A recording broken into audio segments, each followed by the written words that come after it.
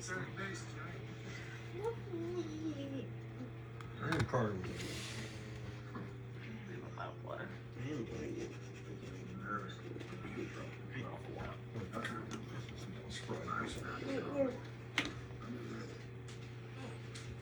Get after it all day. I guess that's what it's like. Hey Jimmy, don't worry. There's only about 60 left.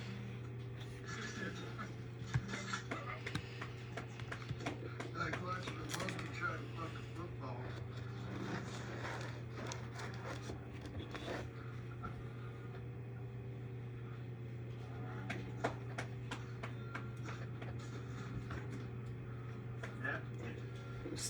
Hi, Jody. I just saw you popped on.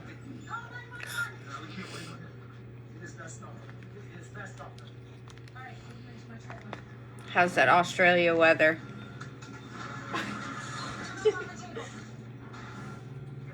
Hi, Monica.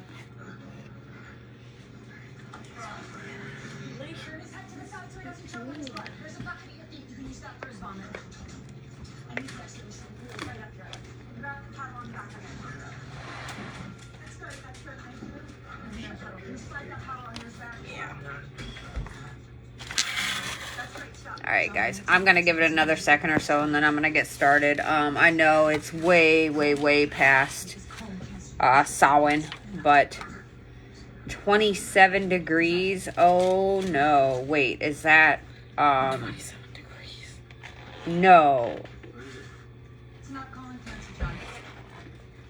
Is that Celsius or how do you guys take temperature there? Because we're Fahrenheit here, Australia. Probably Celsius. They're not.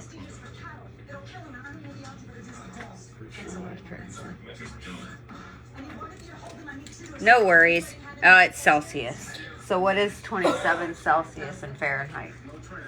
Google it. I'm curious now.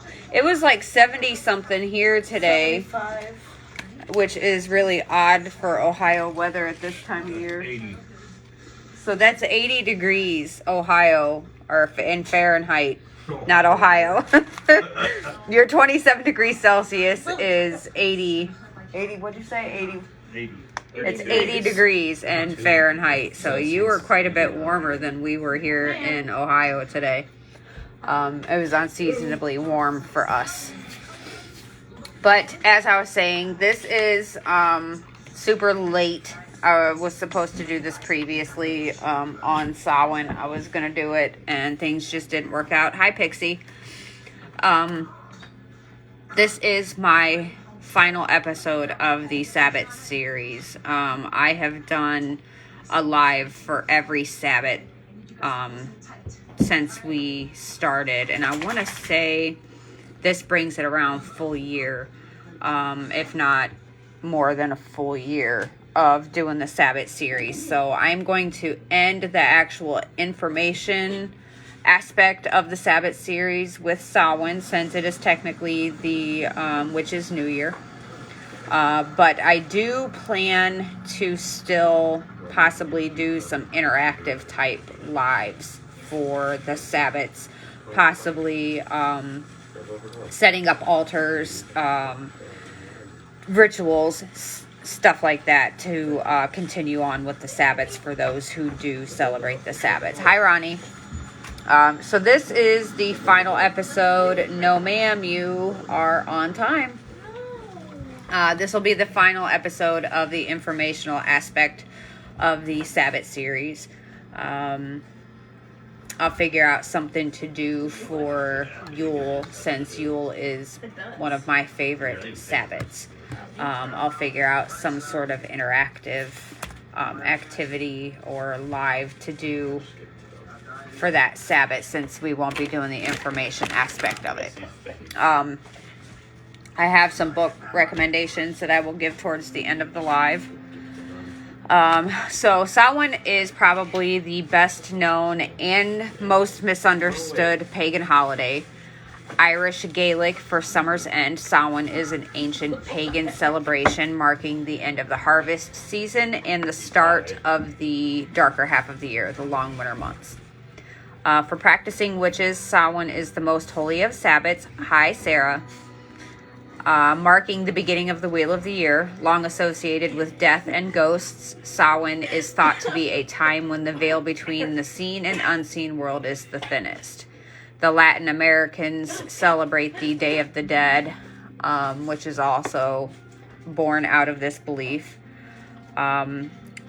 Ancient Celts marked Samhain as the most significant of the 4 quarterly fire festivals, taking place at the midpoint between the fall equinox and the winter solstice.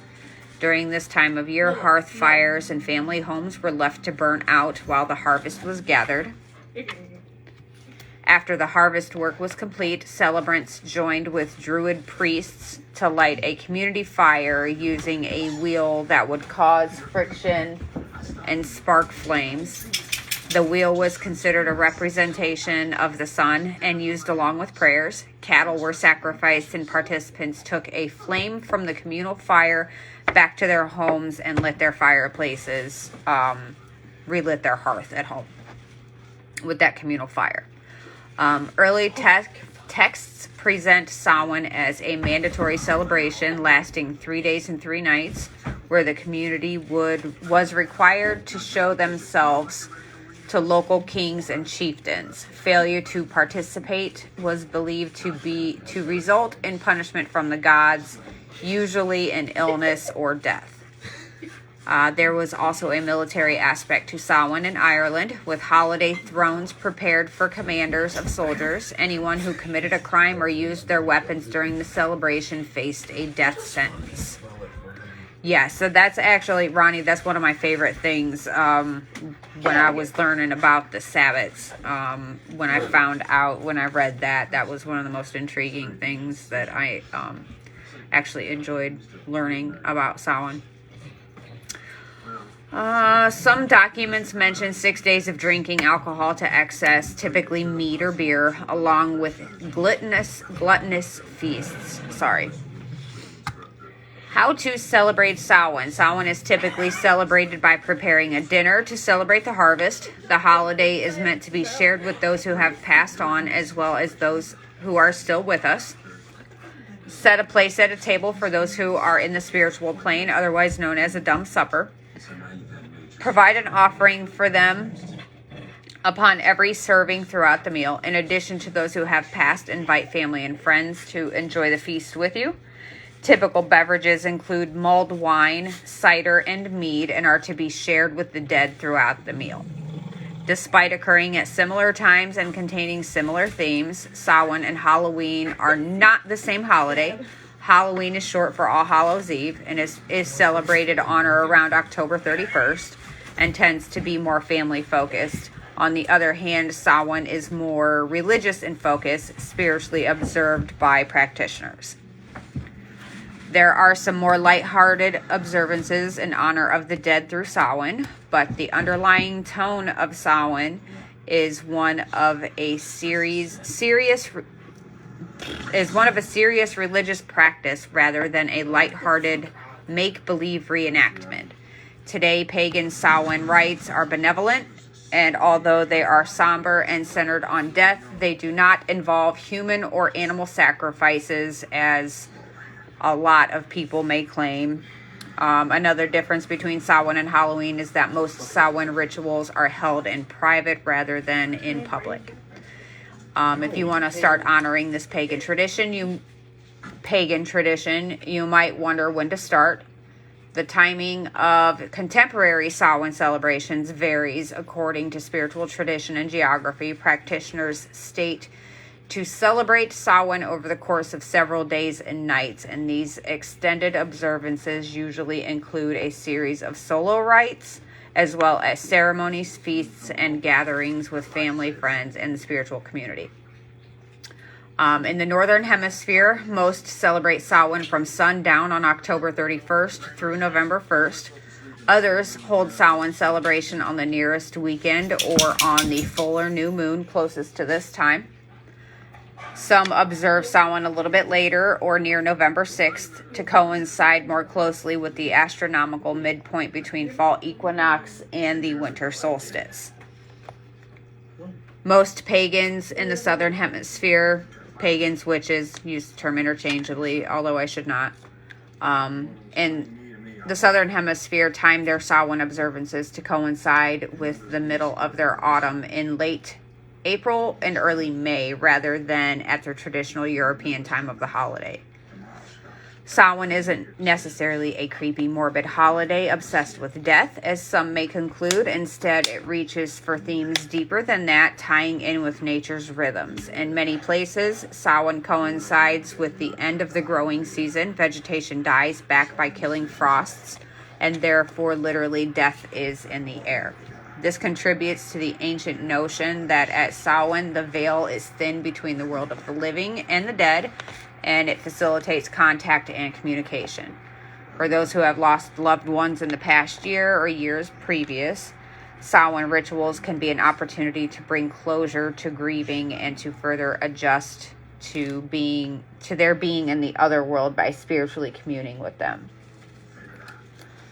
A few Samhain rituals. You could take a Samhain nature walk. Take a meditative walk in a natural area near your home. Observe and contemplate the colors, aromas, sounds, and other sensations of the season. Experience yourself as part of the circle of life and reflect on death and rebirth as being an important part of nature. If the location you visit permits it, gather some natural objects, and upon returning home, you can use them to adorn your home or place them on your Samhain altar. I always associated with the lighter half of the year being the time of the year that the earth is coming back to life again. Everything is growing. The trees are green. The plants are starting to sprout. Whereas at Samhain, you start to see the death part of the circle of life. Whereas your springtime is the rebirth part of the cycle of life. You can also set up a Samhain altar. If you're new to the tradition, you don't need to have a permanent altar in place. You can create an altar anywhere, inside or outside. You can leave it in place for many days. You can build it for just one day. It's all up to you. You want to decorate it with symbols of fall, such as skulls, skeletons, grave rubbings, ghosts, harvest foods such as pumpkins, squash, and root vegetables, nuts and berries, dark breads like rye, dried leaves and acorns, a cornucopia filled with an abundance of fruits and veggies, mulled cider, wine, or mead. You can make an ancestor's altar as well. That would be my future son-in-law back there with no shirt on. That would be my daughter that just waved. There's dogs on the floor back there. And then my husband is hiding over there. You see his hand. That's my daughter. So, everybody, Monica says hi, guys. Hi. Ronnie says hi, buddy, in the background.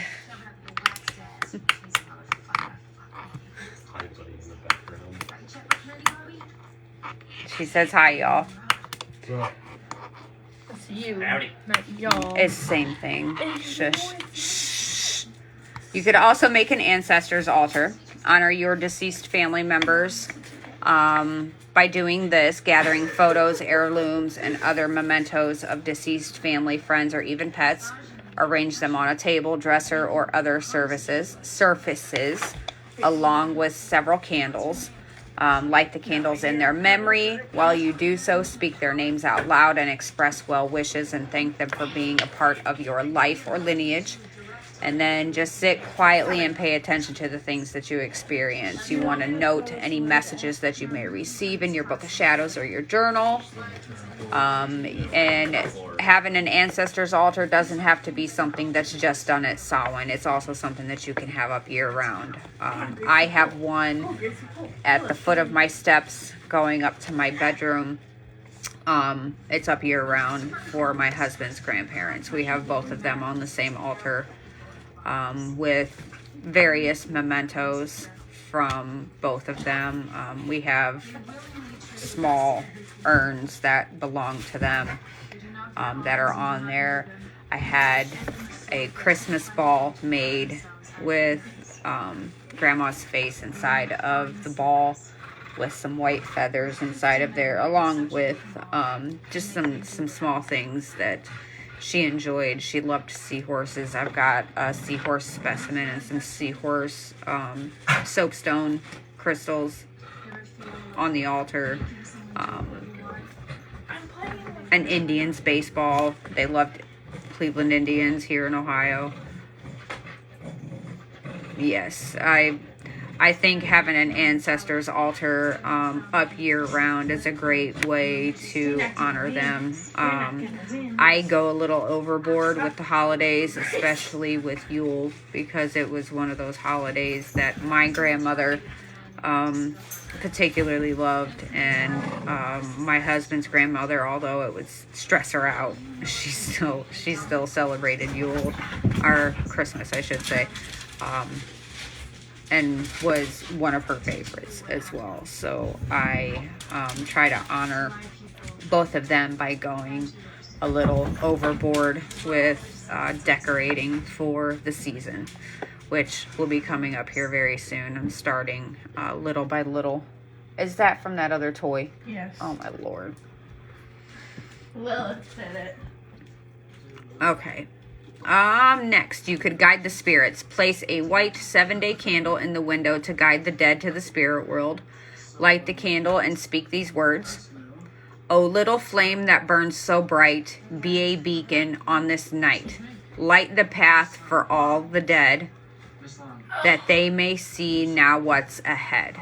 And lead them to the summer land and shine until Pan takes their hands.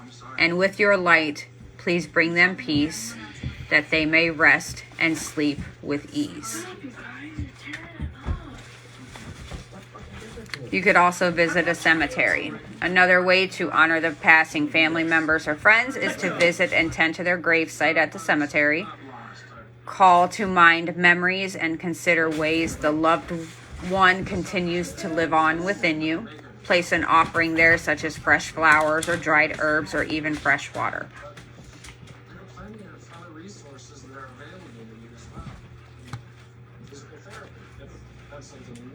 You could hold a seance. As mentioned before, Samhain is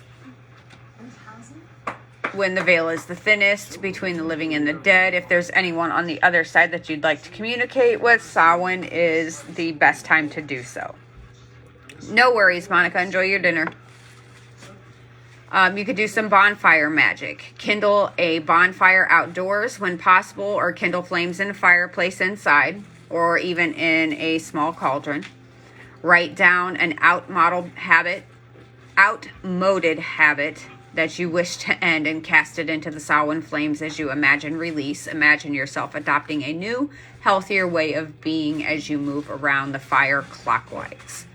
I find bay leaves as a great way to do that exercise or that ritual. Write the messages on your bay leaves and throw those into the fire. I do that year round too, not just at Samhain. Divinatory guidance. Use tarot, runes, scrying, or any other form of divination, pendulums, oracles, bone casting, charm casting, any type of divination. Seek and reflect on guidance for the year to come. Write a summary of your process and messages.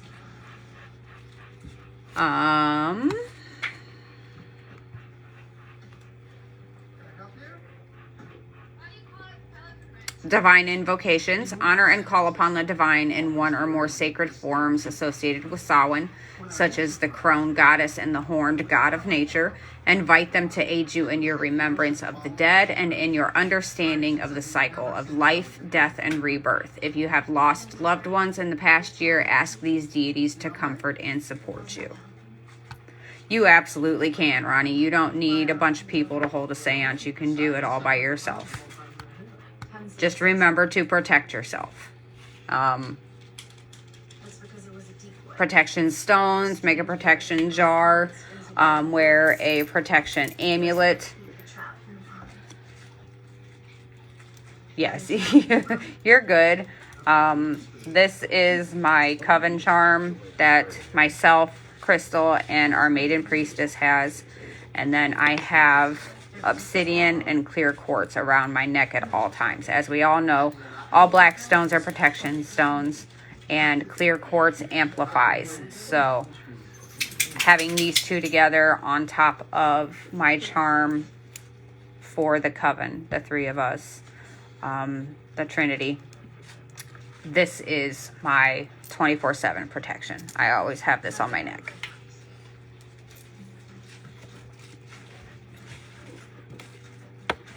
Just always remember to protect yourself. Anytime you're doing any type of communication, seance, using a Ouija board, anything like that, just always, always, always protect yourself and protect your home. And then you want to do a cleansing afterwards.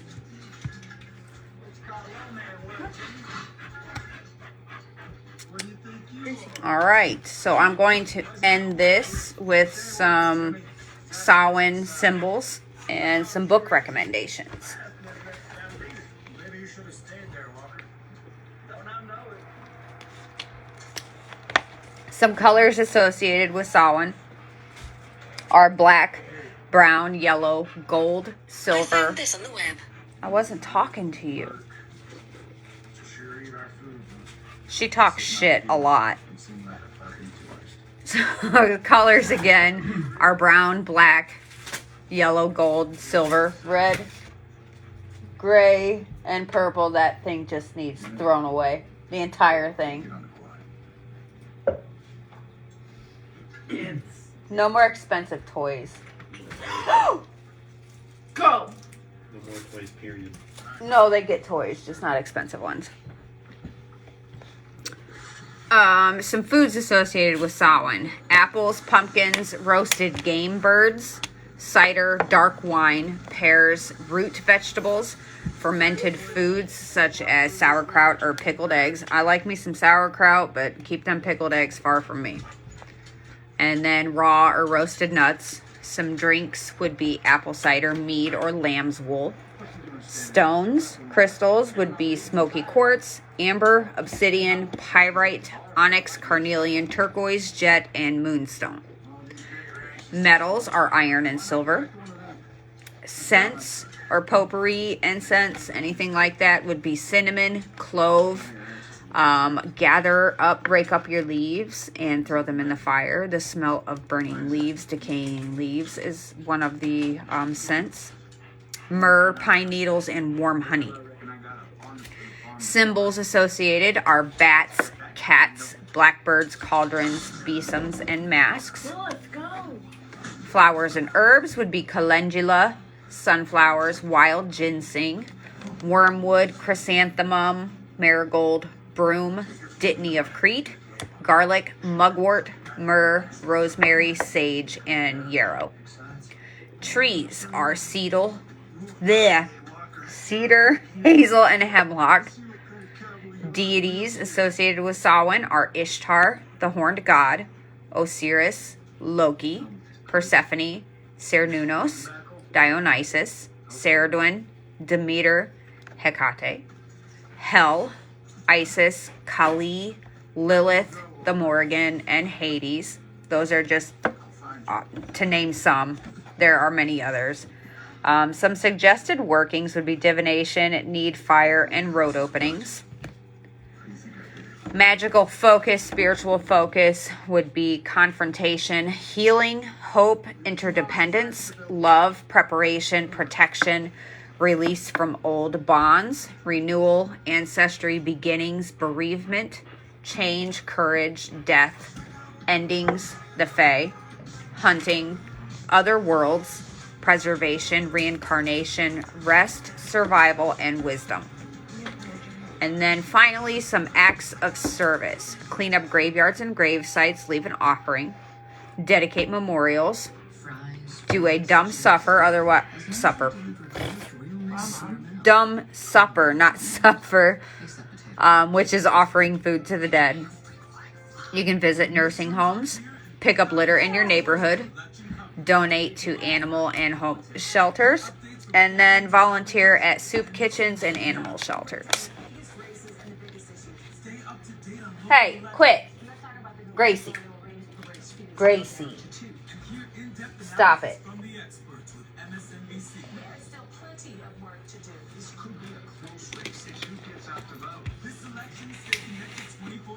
So that's all I have for you guys in regards to information on Samhain. I do have 4 book recommendations for you. As always, the Sabbat series. This is the Samhain one. These are Llewellyn Publications. They are relatively inexpensive. I got the Samhain one for $12.99. I do have the Sabbat series set, so I highly recommend these. It has old ways, new ways, different food recipes, recipes. Find this on the web. Siri. Recipes and crafts, invocations, rituals. It's pretty much an all-purpose type of book. If you don't want to read the entire book, you can use it as reference material. Then there's also this one, Llewellyn's Little Book of Halloween. This has a lot of the same information that this one has. They're both from Llewellyn Publications. But this one is more or less on the Halloween aspect versus the Samhain aspect. So this would be one that you could get and read through to do with the kids and family stuff with this book. And then this was gifted to me by a member.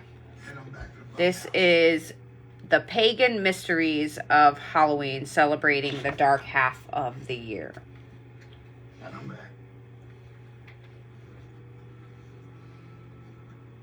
Says, one of humanity's most enduring myths is that the dead on certain nights of the year can leave the other world and move freely about the land of the living.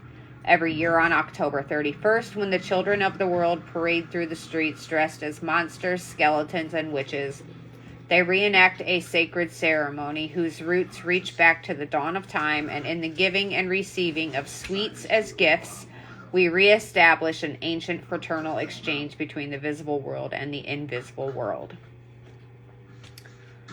Author Jean Markale meticulously examines the rituals and ceremonies of our ancestors' festivities on this holiday and shows how they still shape the customs of today's celebration. During the night of Samhain, the Celtic precursor to today's Halloween, the borders between life and death temporarily disappeared, and the wealth and wisdom of the Cid, or fairy folk, were available to any who were intrepid enough to dare enter their realm. Markale enriches our understanding of how the transition from the light half of the year to the dark centered on this festival, during which everyday existence stopped and consciousness opened to a world impossible to experience at any other time. So this is a more old school type of book. The copyright on this is 2000. So this was written back in 2000. Definitely suggest, if you're interested in the history and so forth. You're welcome, Ronnie. And then there is this one. This is by Silver Ravenwolf. This is more on the Halloween side. Halloween magic, magical goodies, Halloween myths and superstitions, divination, and rituals to honor the dead. It's got cornhusk dolly, how to make a cornhusk dolly in here. It was one time, babe. One time. A lot of different activities. Oh, charm bags.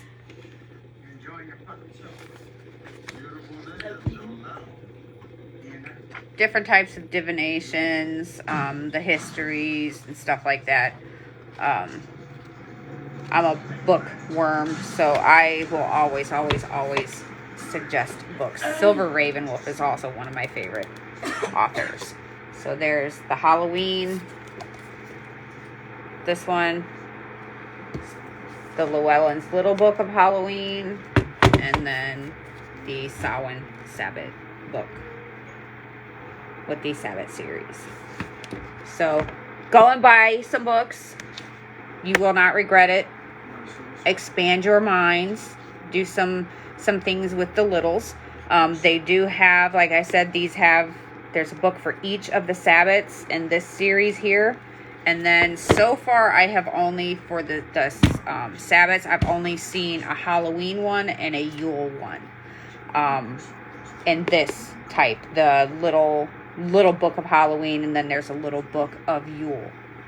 There are also other little book of various types of things, but in regards to the Sabbats, they only had the Halloween and the Yule in this type of book.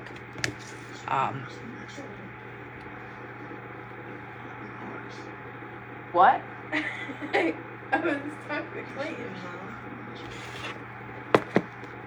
All right, ladies, I hope you enjoyed it. That's all I've got for you guys tonight.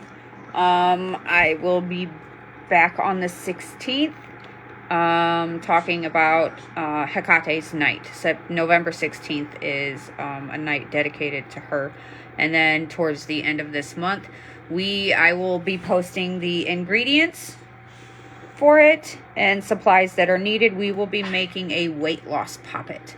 So I'm sure that poor little dog, thank you for doing so, Ronnie. I'm sure that dog will eat absolutely anything you offer it.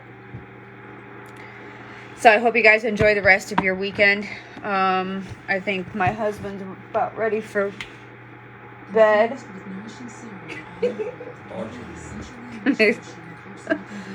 Have a good weekend, ladies. I will see you all soon. Blessed be.